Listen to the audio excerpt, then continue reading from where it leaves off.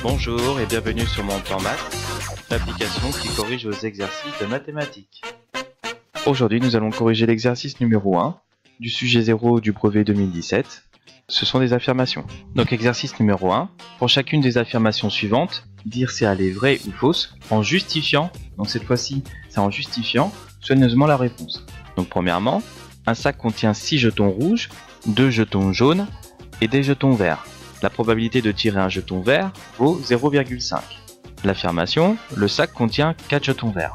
Donc pour qu'il y ait une probabilité de 0,5, c'est-à-dire 50%, il faut qu'il y ait autant de jetons verts que la somme des autres jetons. Donc dans l'énoncé, on sait qu'il y a 6 jetons rouges plus 2 jetons jaunes. Donc c'est-à-dire qu'il faudrait 8 jetons verts. Dans l'affirmation, on nous dit que le sac contient 4 jetons verts. Donc l'affirmation est fausse. On passe au 2. En informatique, on utilise comme unité de mesure les multiples suivants de l'octet. Donc 1 KO qui est égal à 10 puissance 3 octets, 1 MO qui est égal à 10 puissance 6 octets, 1 GO qui est égal à 10 puissance 9 octets et 1 TO qui est égal à 10 puissance 12 octets. Où KO est une abréviation de kilooctet, MO celle de mégaoctet, GO celle de gigaoctet et TO celle de téraoctet. On partage un disque dur de 1,5 TO, donc 1,5 téraoctets, en dossier de 60 Go, donc 60 gigaoctets chacun.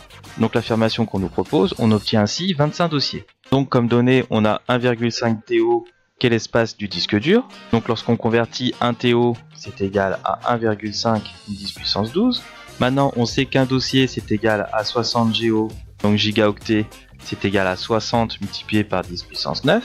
Donc pour calculer le nombre de dossiers, il faut faire l'espace du disque dur divisé par l'espace d'un dossier. Donc c'est égal à 1,5 multiplié par 10 puissance 12 divisé par 60 10 puissance 9. Donc pour faciliter le calcul, ici j'ai 10 puissance 12 et là j'ai 10 puissance 9. Donc je vais convertir les 1,5 10 puissance 12 par 1,5 multiplié par 10 puissance 3 multiplié par 10 puissance 9 divisé par 60 multiplié par 10 puissance 9. On a 10 puissance 9 en haut, 10 puissance 9 en bas, donc ça va s'annuler. Donc on peut écrire que c'est égal à 1,5 multiplié par 10 puissance 3 divisé par 60. 60 c'est égal à quoi? À 6 multiplié par 10. 10 puissance 3 divisé par 10 est égal à 10 puissance 2. Ça nous fait un résultat de 1,5 multiplié par 10 puissance 2 divisé par 6. 10 puissance 2 c'est 100, donc 150 divisé par 6. Donc c'est bien égal à 25 dossiers. Donc l'affirmation est vraie. On passe au troisième exercice. Sur la figure codée ci-contre, les points B, A, E sont alignés. Donc l'affirmation qu'on nous propose, l'angle EAC mesure 137 degrés. Donc le triangle ABC, AB est égal à AC. Donc comme c'est un triangle isocèle, l'angle ABC est égal à l'angle ACB, donc est égal à 43 degrés. Maintenant dans le triangle ABC, on sait que la somme des angles est égale à 180 degrés, donc moins 2 fois 43, donc c'est égal à 180 moins 86, donc c'est égal à 94 degrés. C'est égal à l'angle BAC. On sait que les points BAE sont alignés, donc ça nous fait un angle de 180 degrés.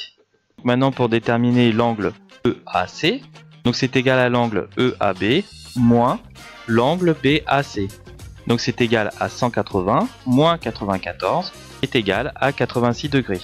Et bien sûr différent de 137 degrés, l'affirmation que vous nous avez proposée. Donc on peut conclure que l'affirmation est fausse.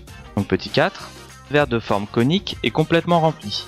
On verse son contenu de sorte que la hauteur du liquide soit divisée par 2. L'affirmation, le volume du liquide est divisé par 6. Donc on sait que le volume d'un cône, c'est égal à 1/3 multiplié par pi, multiplié par le rayon au carré, multiplié par la hauteur. Donc sur notre schéma, on met R, le rayon du cône. On définit H, la hauteur du cône, divisé par 2, et qu'on fait une réduction du volume. Alors cette réduction est égale à 2 au cube, c'est-à-dire 2 exposant 3, qui est égal à 8. 8 est bien différent de l'affirmation proposée, qui est de 6. Donc l'affirmation est fausse. Donc on va récapituler, la première affirmation est fausse, la deuxième affirmation est vraie, la troisième affirmation est fausse, et la quatrième affirmation est fausse.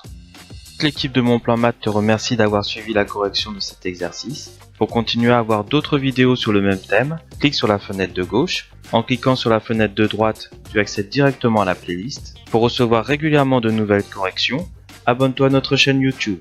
Enfin, clique sur le logo de Mon Plan Maths pour télécharger notre application sur Google Play et nous envoyer directement des demandes de correction. À bientôt!